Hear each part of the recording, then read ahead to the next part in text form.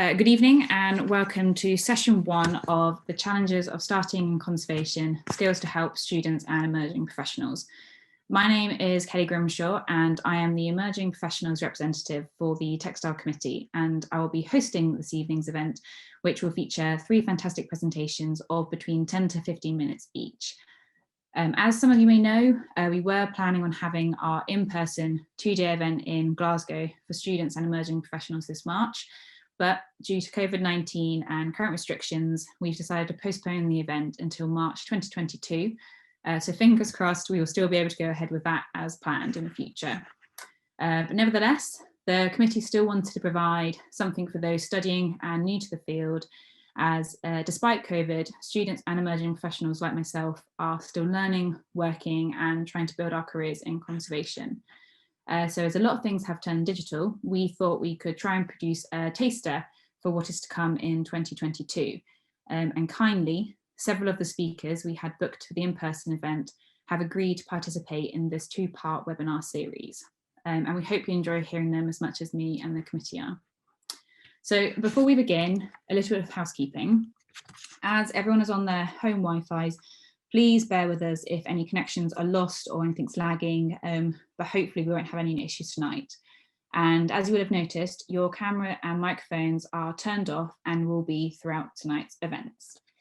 And we also have a couple of webinar tips, which we hope will help you interact with us during the webinar. Oops. So firstly, we encourage you to use the chat box function, which is highlighted on this slide, to say hello and tell us where you're viewing from. Secondly, if you have a question for any of our speakers, the Q&A function is available, again highlighted on the slide, and these will be sent directly to us to discuss after all 3 speakers have presented at the end of the session. If you would like to remain anonymous, please tick the box underneath your question as shown here. And finally, if you are having any issues with viewing the webinar, go to the view options at the top of the page and select fit to window, and hopefully this should solve the problem. And then one final point before we begin, we are running our virtual pub, the Needle and Thread, afterwards to carry on the conversation. I hope to see you all there, and for those who haven't signed up, we'll put the registration in the chat box soon. So on to our speakers. First up tonight, we have Marina Herriges, and she works as a textile conservator at the Textile Conservation Limited in Bristol. Before studying conservation, she trained and worked in graphic design and marketing. Marina graduated in art, conservation and restoration at the Portuguese Catholic University in Portugal in 2016, and she's obtained a master's degree in conservation of cultural heritage at the Universitat Politécnica de Valencia in Spain in 2018. So without further ado, I will stop sharing my screen and then over to you, Marina. Oh, thank you, Kelly. I'm just gonna share my screen. Can you see that?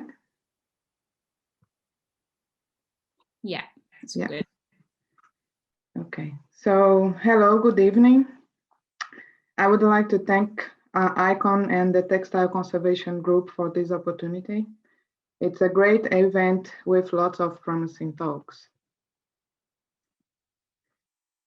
So get noticed, marketing yourself in conservation. Some friends have already told me that my title captured their attention. Perhaps I have set up the expectations very high now, but I hope it will be a good contribution for everyone. I know that marketing sometimes is not a welcome word in our field, but the idea was sharing my view and experience to encourage you to develop skills regarding self-promotion, which I do believe it's important. This is not a taste of what I will present in my talk in 2022, but it's a way to bring some joy and hope for our future as conservators, as I think most of everyone has been going through some kind of a rough period recently. I want to start with a bit of my background and why I am talking about marketing. Before becoming a textile conservator, my first profession was as a graphic designer. When I started studying graphic design, I realized that marketing could help me a lot to improve my design skills, as well as to deliver a better service for the clients.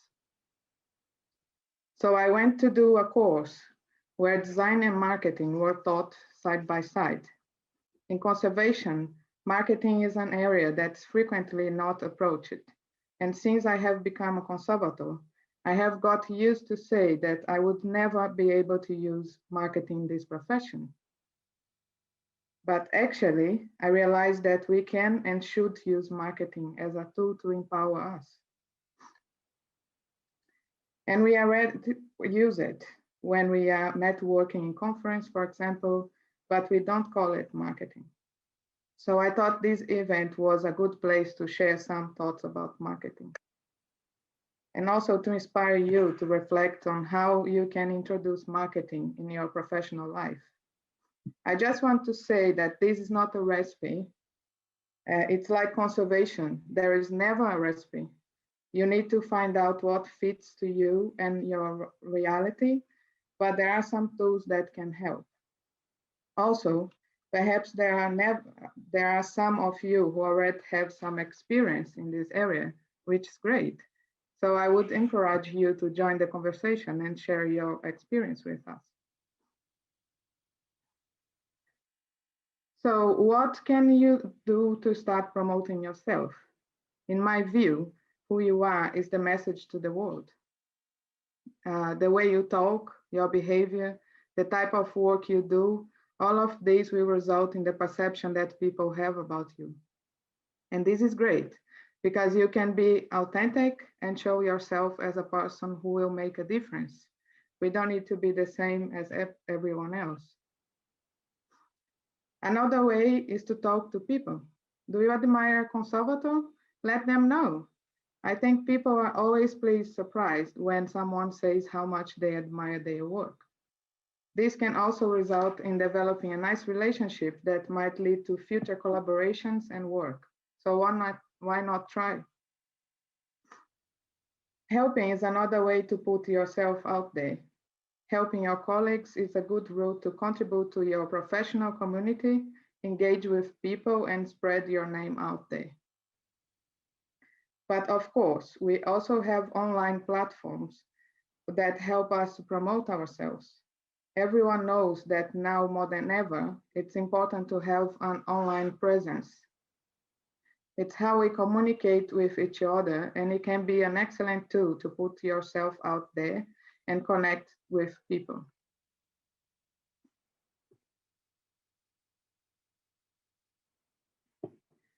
Looking at professionals who you admire or who are in your field can help you to understand how you can present yourself. But don't copy them, use them as an inspiration. Be aware that by uploading online content, you will begin to develop an identity for yourself that your future colleagues, clients, or employers will consider whenever they want to consider you for a job. So be authentic and think what makes you different and special. I thought I would show you an example that inspired me. I think it's a very good one. My website is still under development, so unfortunately I cannot show it yet. This is Michelle Hunter's website. She's a textile conservator, which we can easily see when we open her page. She has a personal logo, which is a lovely way to present yourself. It's a very simple website, just enough information for us to understand the message, as you can see, but very effective in communication and communicating her professional image. Pictures are a great way to illustrate and catch people's attention. And it's a way to, in her case, show her work in action as a textile conservator. We can also see contributions that Michelle has done for the field under publications. She also used her website to display her portfolio, which is very clever, as it's an easy way to showcase your work. She opts to have a password access to this section, of her website, which shows that she's aware of copyright issues.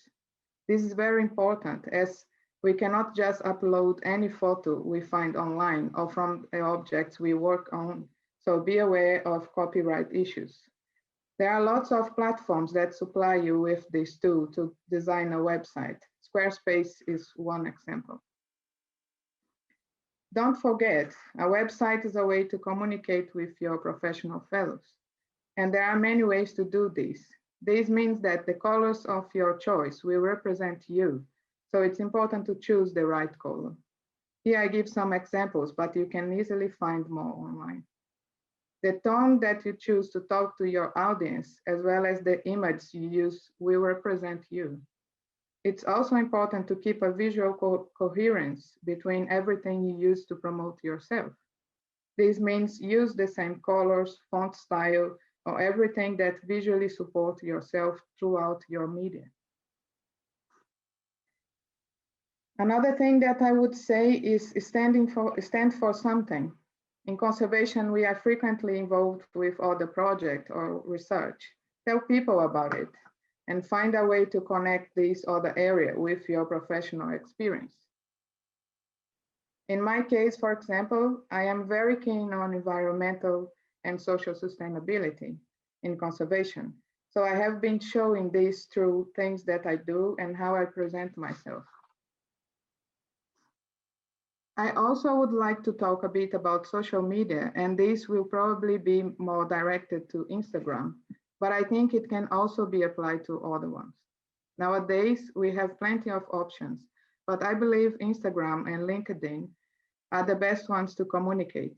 Instagram allows us to be a bit more relaxed. On the other hand, LinkedIn should be considered more professional. The same ideas that I have shared about the website relate to social media. It's another platform to showcase your work and present yourself. I think this is a more dynamic one, as you can use it daily if you wish. Again, look at other Instagram accounts to use as inspirations. It doesn't always need to be a conservation one. Your account can be shown as a work in progress portfolio, as we can see here in these examples.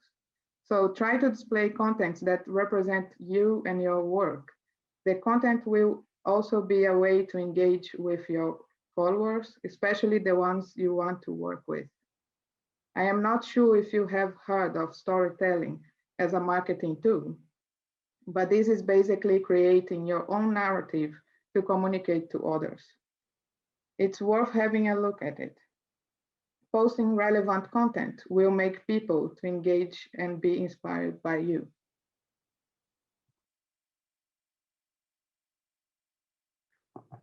Do something a little different to get noticed. Use your imagination and remember that in social media, a bit of video or sound is always the key for people to remember you. Also, spend some time trying to find and follow the right groups. The more you connect with the right people, the more your self-marketing will work. You can also tag them in your posts if it's relevant. Don't flood people with lots of content. Posting at best times when people will be looking is more effective. This means lunchtime and early evening. Pick a few quality and relevant hashtags to accompany your posts. Having a huge list of hashtags is not every time effective. If you have time, do short course within this subject. This knowledge can also be an added plus on your CV. In the studio where I work, I have been developing marketing strategies alongside my work as a conservator, so it's worth keeping that in mind. To finish, I just want to say, be proud of yourself and show it. If you think you have done a great job, say it. If you don't show your pride every once in a while, no one else will. And let's promote ourselves. Thank you very much, and I am happy to answer any questions.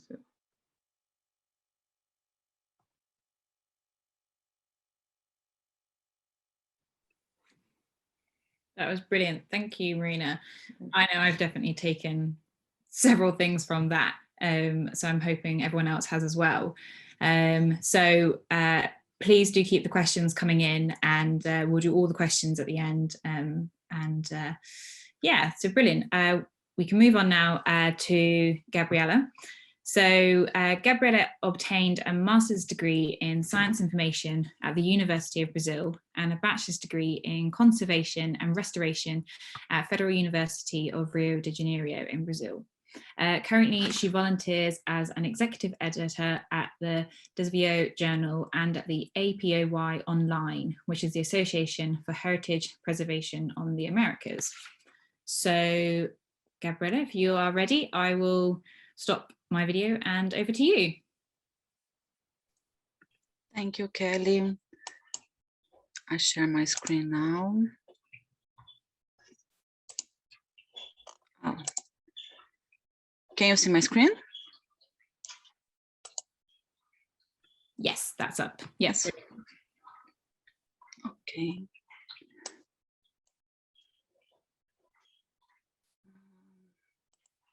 Perfect. So, hello everyone.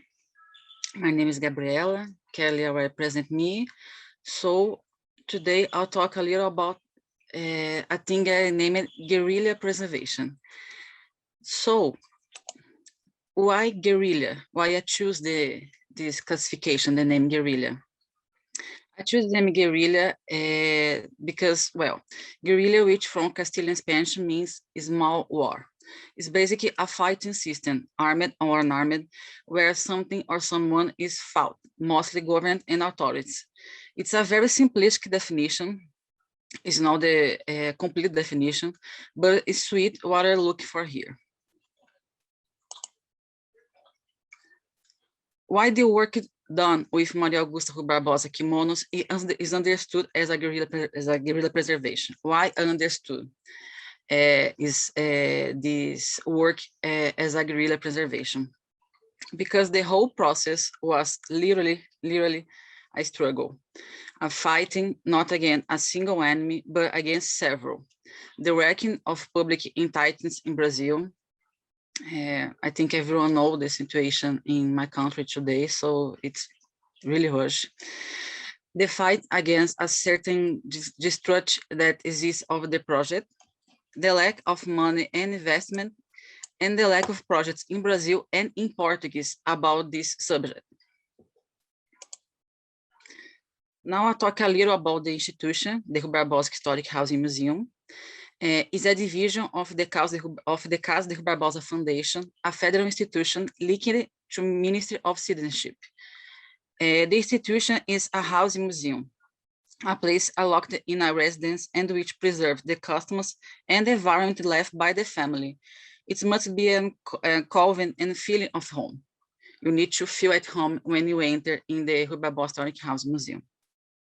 The collection consists more than 1,550 objects of extensive typological diversity, including 2 items cataloged as kimonos, and which belonged to Maria Augusta Barbosa, wife of Barbosa.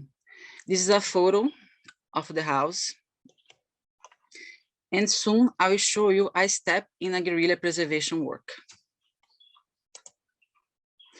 And those are the 2 kimonos, front and back. Only the simple photos have a hard work of guerrilla. This white background was made with layers of white fabric. The mannequin was painted with white color by me, and we divide the cost of the color control patches with the museum staff. My husband was the choice to be a photographer because he's professional in the area. The mannequinage process with the suitable material was made by me, sewn manually, one by one. Here's an example of these little cushions that I sewed not only for the mannequin, but for the furniture storage too. In a simplistic way, mannequinage is a process to structure a factory mannequin with these small pillows. Of course, we didn't do all this work just for the photos. because the proposal for the exhibition was through the 360-degree photographs. I will talk a little more about this technique later, don't worry. So this is the results of the 360-degree photographs.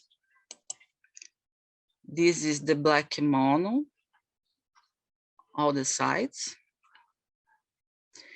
And this is the blue kimono. It's important to say that we never want to hide the damage and the stage of the conservation of the kimonos. They are bad. The option for this method of exhibitions come precisely from the state of the conservation.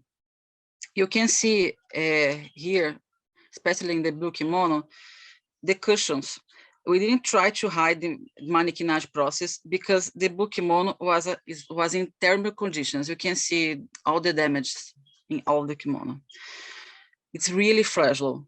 It's more important to us to preserve the kimono and not to hide the mannequinage process.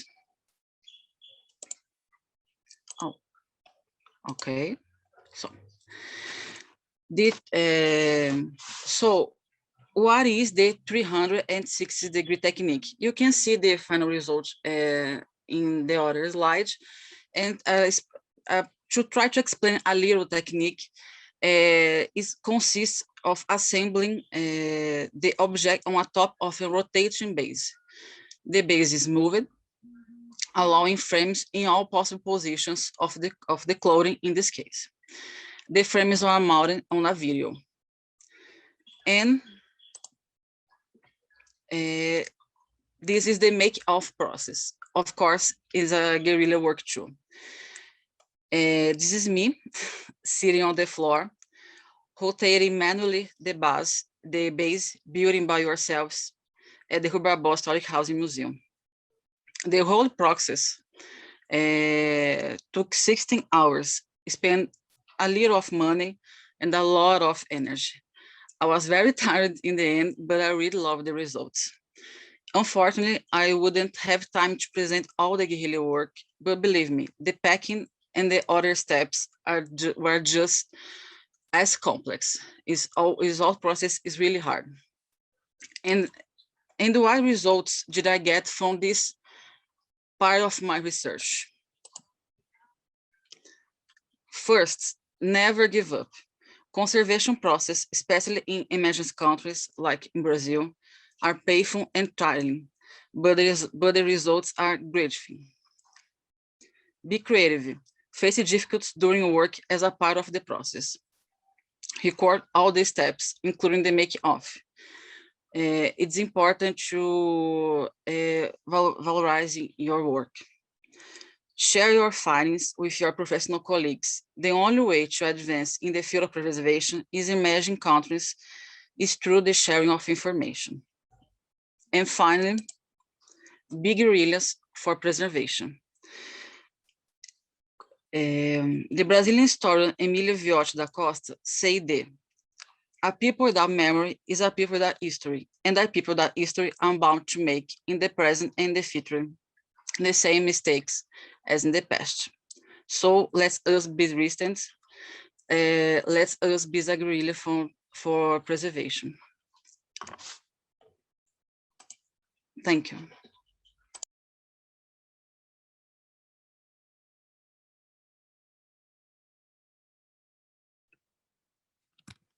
Amazing. Thank you very much, Gabriela. I know that a lot of tricky things to overcome and accomplish in that project, I can imagine. Again, any questions that are coming in all will be answered at the end, and we can have a panel discussion with everybody and hopefully bounce off everyone as well. So finally, if you stop sharing your screen, Gabriela, if that should be at the top somewhere. Brilliant, thank you. We can move on to our final speaker of tonight, Caroline Vott. So Caroline, she graduated in textile conservation at the Abbergstiffen Bern University of Applied Sciences and in art history at the University of Zurich. There she received her doctorate with a thesis on gold embroidered episcopal vestments of the Romanesque period in 2019. Since 2008, she has worked as a senior textile conservator at the Textile Conservation Workshop at the Stiftend, and from 2011 also head of studies of the Institute's Bachelor's and Master's programme, which is part of the Swiss Conservation Restoration Campus. So over to you, Caroline. I will stop my video and mute myself.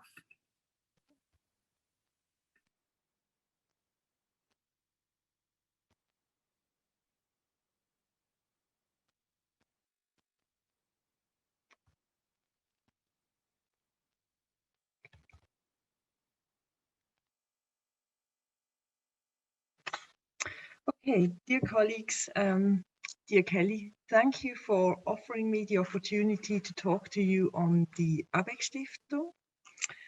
I would like to welcome you to this pseudo-pechakucha, which I prepared on the ABEC Stiftung, a research institute specialized on historic textiles. And tonight, I would especially like to present our institution as a place for future and emerging professionals in textile conservation. The ABEC Stiftung lies about 20 kilometers from Bern in the southwest of the Swiss capital towards the Alps, outside of the village of Riggisberg. You see here a view on the side towards Lake Thun, which you see in the background. Werner and Margaret ABEC established a foundation in 1961. The couple collected historical textiles and further works of art. In the 1960s, they had their institute built in Riggisberg.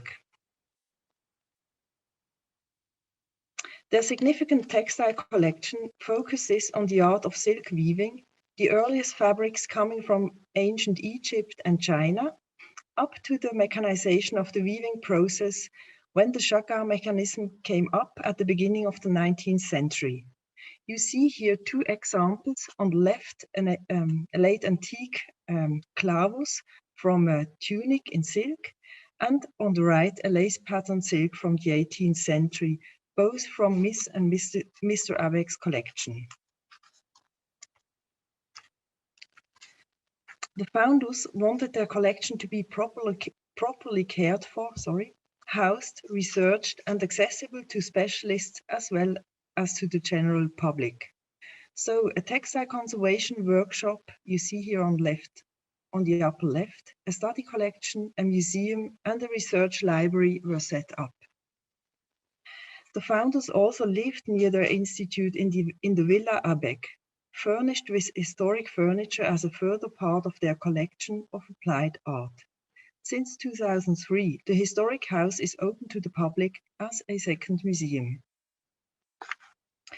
From its beginnings in the 1960s, the ABEC Stiftung has trained future textile conservators.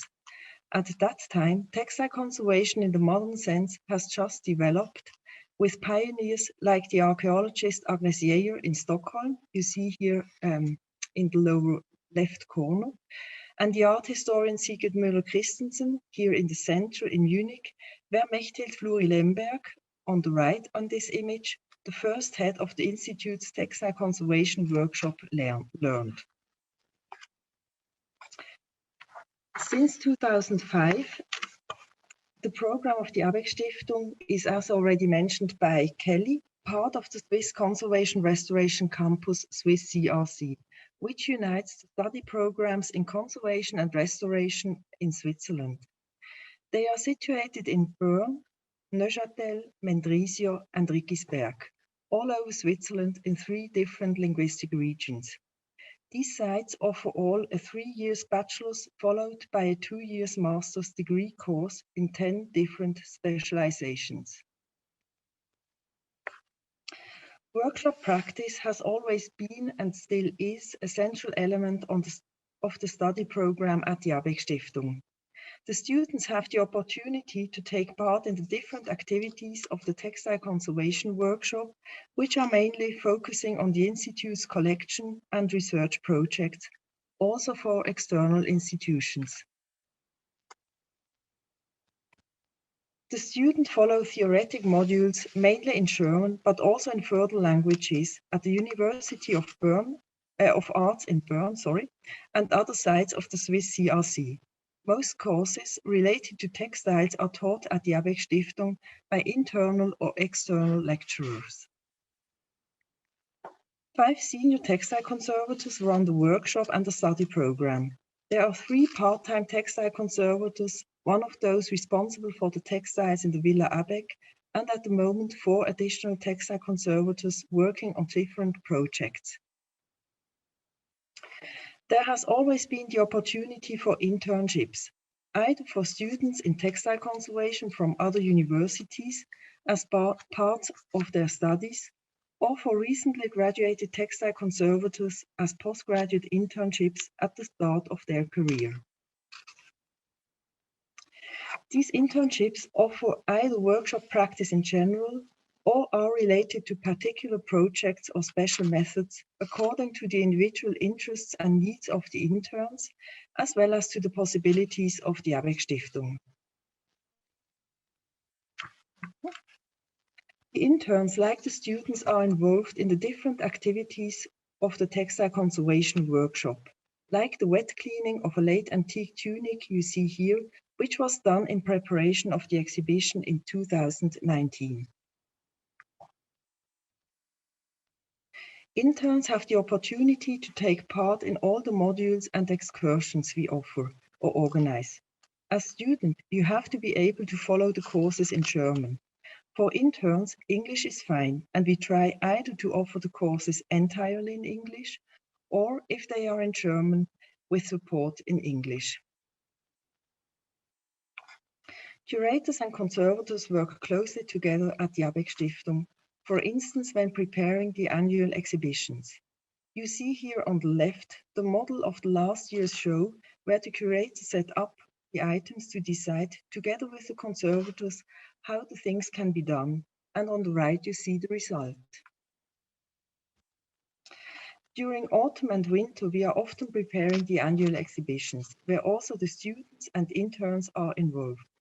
By that, they get insights in various activities, in various museums activities. In spring and summer, we deal with different projects for internal research projects or also external institutions. Each year, we take in a new student in July for the 5 years study program. We regularly offer internships which have different beginnings. Post-MA internships last often 1 year, but can be shorter. Student internships are often shorter according to the university programs. You may have wondered that I haven't yet talked on the pandemic or Brexit. Yes, they both do affect us and the organization of our work and workshops, but they do not affect us, or the effects are not changing things fundamentally. If these topics come up later in the discussion, I would be glad to share our experience with you on that. When ICON launched the call for papers for the Emerging Professionals conference, we felt this would be a good opportunity to inform about the possibilities of internships the Institute offers to upcoming textile conservators. I will be happy to answer to any of your questions later this evening, and now thank you for your attention.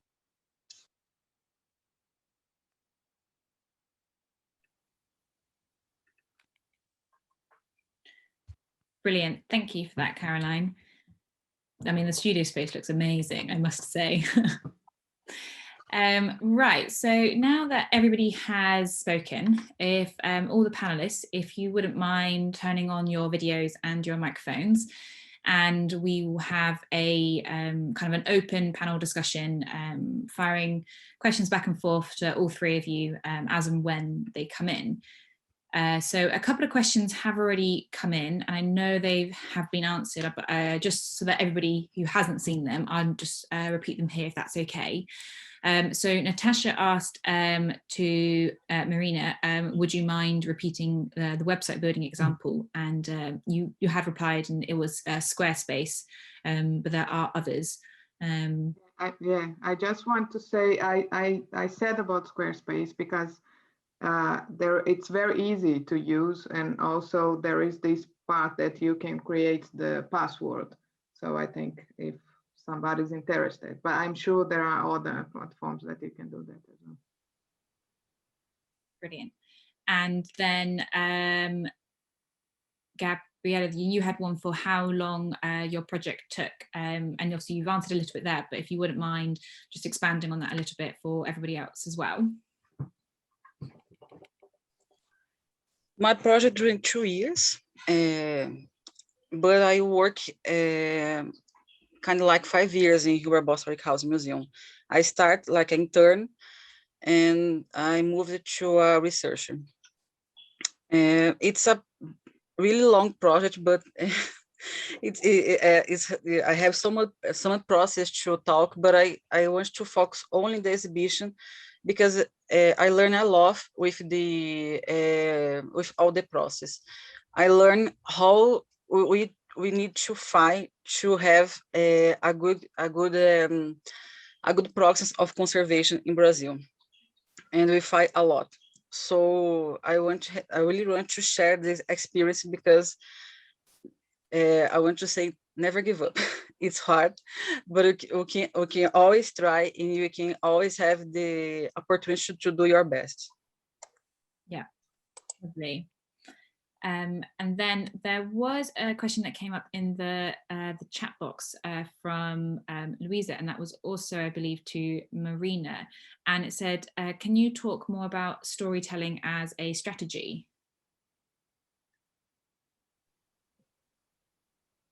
Well, it's quite a big thing, but I think what I can say, I think for now, I think it's a strategy that you can show.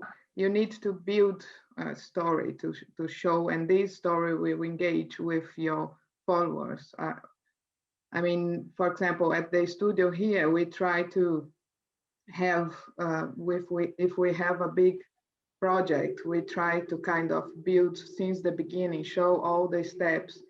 So you can do this and kind of relating between the posts, or you can also maybe open the discussion if you have a doubt, or try to engage with the audience, I think. And I think this kind of tool, it's what builds the trust with your followers, and you have the engagement. But it's very broad, this tool, so I do encourage you to try to find out what is it, what it can help you actually.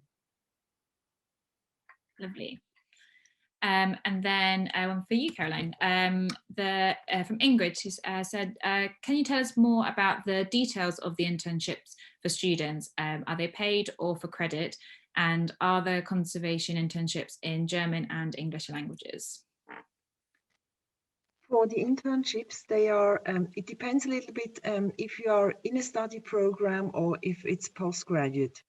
They are both, or the postgraduate internships are, there is a grant for them. So you get paid similar or the same as our students. You have an apartment in Bern, or just besides Bern in Barbon, which is very close to a suburb of Bern, so that you have a place to live, and you get an amount of money which you can live on in Switzerland, but it's not tremendous or high, and you get all the costs paid for the internship, respectively, for the study program. So there are no fees you would have to pay for the trains that you can commute to Riggisberg, or for excursions and similar events. There is, you would have, of course, for the everyday living, you would live on this grant, and health insurance. This depends a little bit also if you are a student or postgrad, what is possible with regard to if you can keep the health insurance you already have from a certain country or not. This may be lower or higher. For the language, if you would like to study, there it is absolutely necessary that you are able to at least understand and, if possible, also speak in German. So it's for Switzerland, you have to know German on a level C1 to be able to start to follow the course. For the internship, it is not necessary that you know German. We can offer most of the courses in English or in both languages, and if they are held in German, because some of our lecturers are also from external lecturers, for them it's not possible to do it in either two languages or completely in English, then we try to give any support by lecture or additional material in order that you could also follow the course even if you don't understand German. Did I have all the... I think so. I think that's answered everything. Thank you. That's brilliant. Lovely. Next, I've got a question for Marina, and it's from Charlotte. And she's asked, do you have any particular tips for using LinkedIn within the conservation field?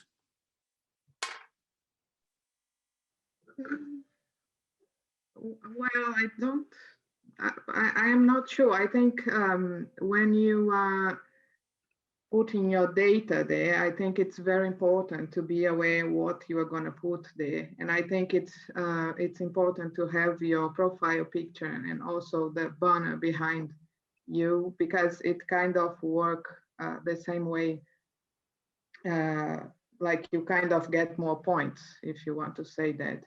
And also when you are fulfilling the where did you start or where do you work, it's important to connect with the place that you are putting there. But yeah, apart from that, I think we are starting having lots of things in on LinkedIn, but I think it, yeah, not specific to conservation. No, I don't have. Lovely. I know that Gabriela, she's answering a couple of questions herself. For those that have missed those, I'm just going to read them out if that's all right. So there was one, somebody was asking about the house and what happened with all the textiles and furniture, and because they've never seen the kimonos. And I don't know if you want to expand on that yourself, Gabriela, or if you want me to just read out the answer. I can answer myself, but only to say to everyone, all the textiles of the house are in the storage room or in the original closets. But most of the textiles don't be available to public exhibition because of the conservation condition. And there's while you're there, also there was another one about the mannequin procedure, mannequinage, and if it was a conservation purpose. No, it's a fashion process that we adapt to the conservation process, using adequate material, of course. Lovely. I've got another one for Caroline from CAT, and she's asked, she's an Australian but living in the UK, an Australian national, and she's wondering if she would be able to do an internship. Also, she's doing a master's in care of collections, and what training do you need to be able to do the internships? The internships at the Abich Stiftung are offered to either students in textile conservation or trained textile conservators. So collection care, so far, we were not able to offer internships. Well, to be sure, it is perhaps, if we wouldn't have an opportunity, you shortly send us some lines and your CV, then we can discuss and see. For Australians, with regard to more administrative and official questions, Now it's the same like for UK citizens, so to say, since the Brexit. But you saw those who were able to read the German, that there are also special treaties between the UK and Switzerland. But we will have to get a permission, even if it's a part of the lifelong learning and a part of your training. We nevertheless have to ask for permission if you can come and if we can offer you this this internship. And there is a limited number of work permissions for non-EC and non-EFTA residents. So far, we were always quite successful. The problem sometimes is that it is not so easy to plan. So even if we know or if we intend to have somebody at a certain period, and even if we are trying to get everything done very in advance, the logic of these administrative processes, we don't know them very well yet, and we are somehow very exotic, so to say. So yes, we are not a bank or a chemical enterprise, and so people are always a little bit struggling with us and we with them, because we are also not doing it so often. But so far we were successful, and even for Australia is not a problem or the same difficulty as a lot of other countries which are not EC or EFTA. Yeah, of course. Lovely. I have another one here for Marina. Julia, she's a student of conservation restoration in Barcelona University, and she says we often talk about the difficulties on finding mentors or inspirations on social media. Do you have any recommendations on how to search for them? Sorry, I didn't understand the question. It's to find like in conservation or? Yes, from my understanding, that finding conservation restoration sort of themed social media accounts. How about finding different ones? Hopefully I've understood that question correctly. But yeah, how you go about finding all the different people that are out there, really.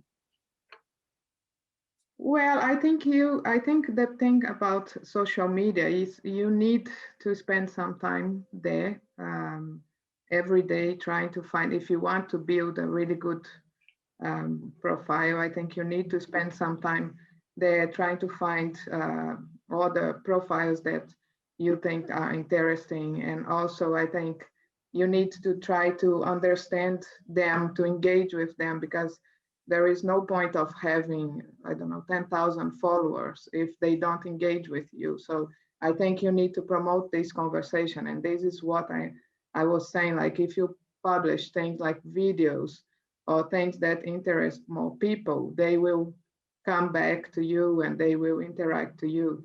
So then I think it's a process, really. You need to be every day there. It's I make a joke at the studio that's like a forever work in progress, really. You need every day a little bit.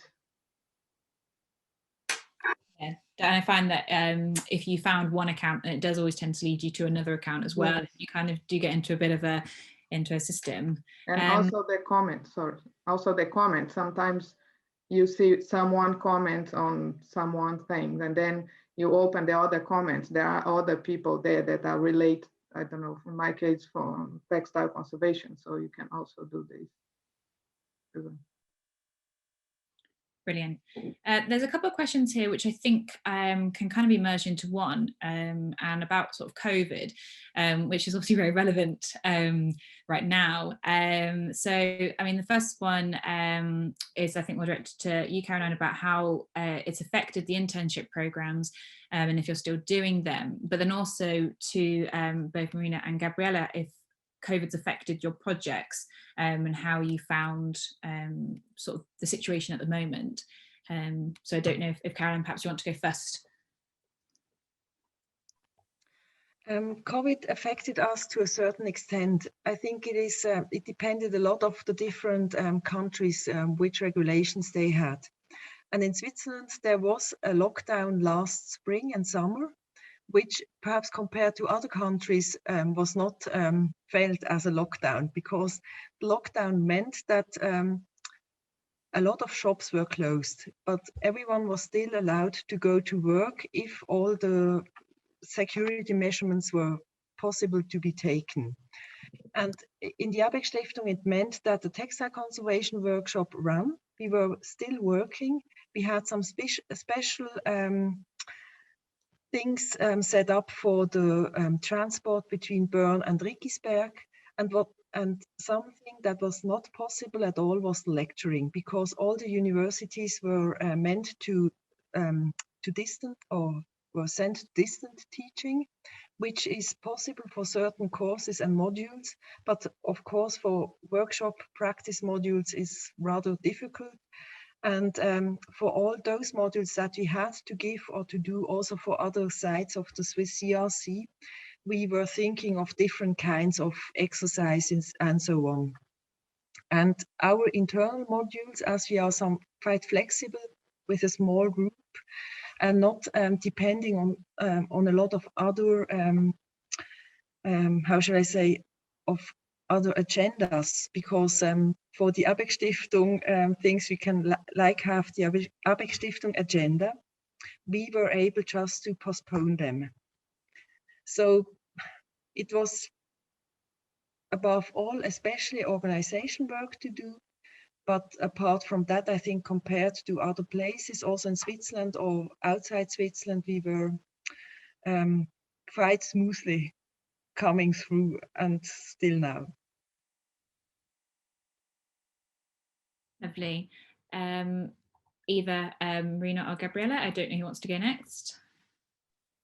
I can go next. Here in the UK, we had a lockdown in the beginning, I think March, and I was well, it was when I moved to Bristol and started working. We could kept working at the studio. Of course, we have a big place there, so we could be working far away from each other. And we kept working all the way through nowadays. We feel that now, I think things open up again, and yesterday we were able to go and work on site. So I think we are slowly going back to normal. I hope so. Yeah. Fingers crossed. Yeah. So honestly, in my country, the situation is bad, really bad.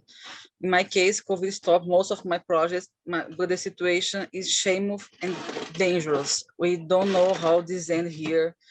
People still die so much here, and we have to stop all. Honestly, I'm sad and desperate. I don't know how to think now, because it's really hard. Yeah, it's definitely a tricky time for all.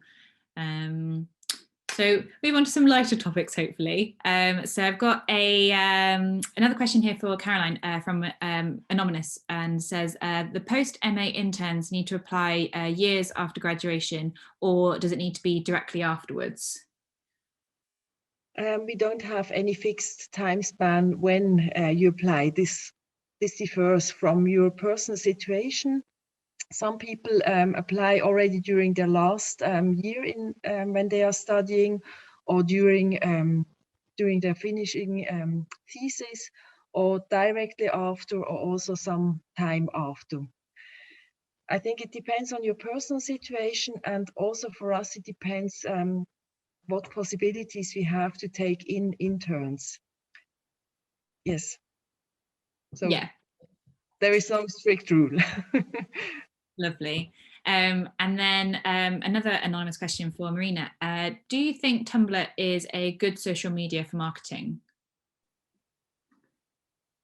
Well, I think it can be useful, but to be very honest, I don't have much experience with it, so I cannot really say if in conservation is useful or not.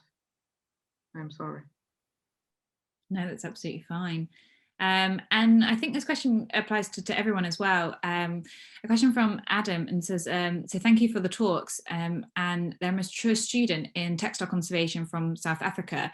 And they say that finding opportunities are mostly for young early careers rather than people like themselves pivoting within their careers. So they wondered if there are any suggestions or notes for mature applicants in sort of getting into conservation. And if anybody has any thoughts about that.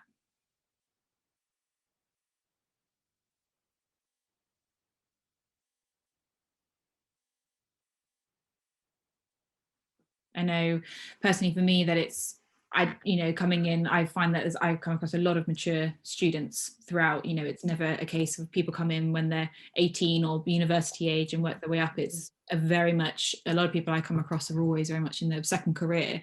Yes.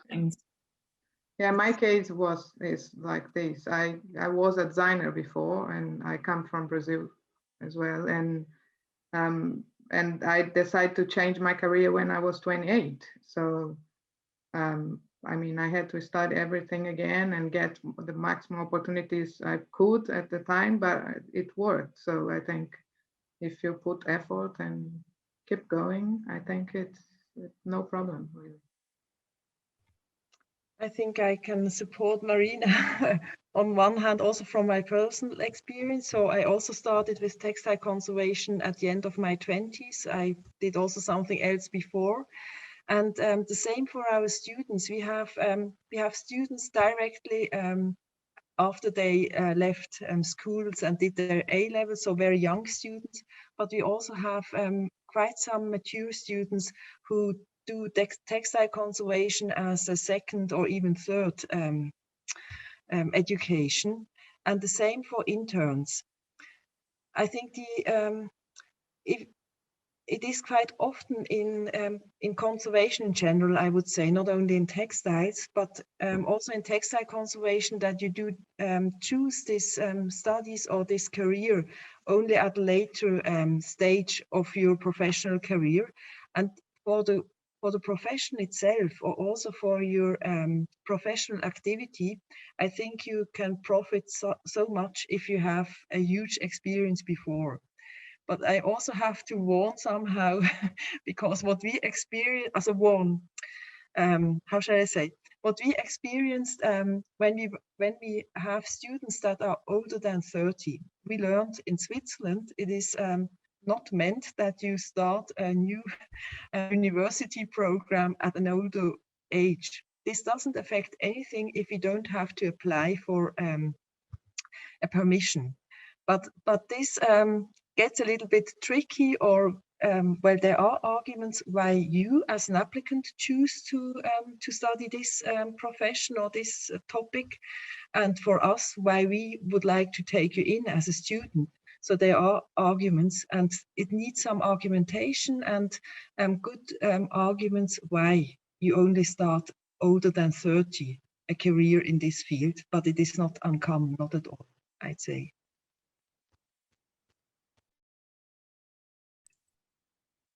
I think my situation is different because I started my career in the preservation. I do a bachelor degree in preservation, so it's different. But I think we always need to do the same: study, participate in projects, and do your best. So I think it is the same to everyone. Yeah, I agree. It's very much the case of, as long as you've got a passion and a reason to get into it, then I think that's completely valid. Lovely. There's a couple more questions that we'll just run through before we wrap up. There's one here. I think it's to anybody really, from Melissa, saying, can you provide some advice from people who are unable to relocate for internships, graduate schools, etc., as they have a master's degree in history of art and conservation law and business. However, they would love to specialize in an area of conservation, and just wondered if there were any suggestions as well.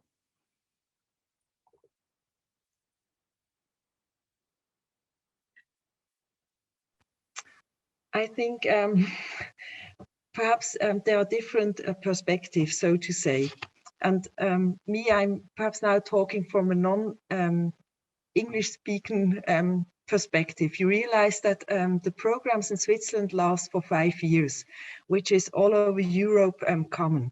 So therefore, these internships in conservation, as if somebody is coming from art history or also some cultural historic field, but not in conservation itself, we would suggest to start at the beginning in conservation, which is completely different, I would say, what you experience in England, in the UK, in America. But I think there is really, there's a huge difference between the English-speaking and countries and the non-English-speaking countries.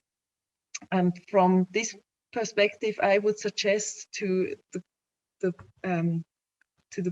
person or colleague who asked this question, you may have to start with a bachelor's degree in conservation and then continue.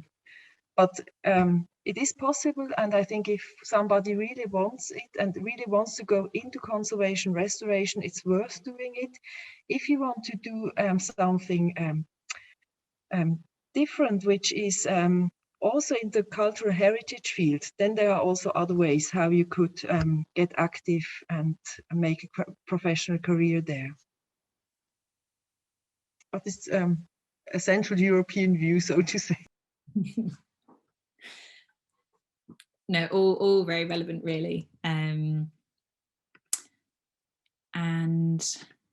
there's another one here saying from Yania, saying that, can you give some tips on how to gain experience knowledge in textile conservation as a remote student during this pandemic? They're currently an art conservation student in Brazil, and they're finding it hard to gain practical experience. And I know a lot of people are struggling at the moment as students, and if anybody has any tips really on how to try to get some of that experience back.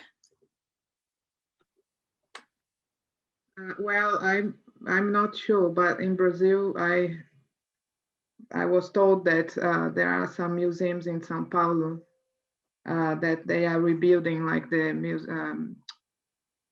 Museu Paulista, that they are offering some opportunities. I don't know how it works really, but I think you should be able to contact people from the area and try to do something.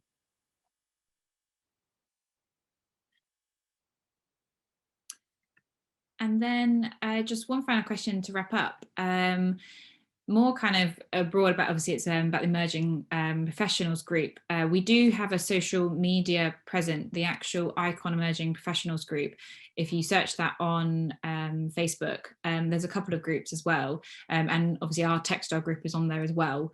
And any questions that you have, emerging professional or otherwise, we're more than happy, and we're available on social media and Twitter and things like that. And obviously directly through the website, you're welcome to get in contact with us as well.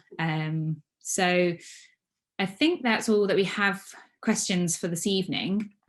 We do have our Needle and Thread virtual pub, which will hopefully start around 8:30. We'll give everybody a little bit of a breather, refresh and get a drink and everything. So hopefully our three panelists can join. I have popped the registration link in the chat. So if you've not signed up, then please do. And we can carry on the conversation there with a bit more in-person, less webinar type scenario. So I just want to say thank you to everybody and to our speakers for 3 fantastic presentations. I know I've definitely learned a lot from them, and I hope everyone else has as well. And just to say thank you and good evening, and see you soon.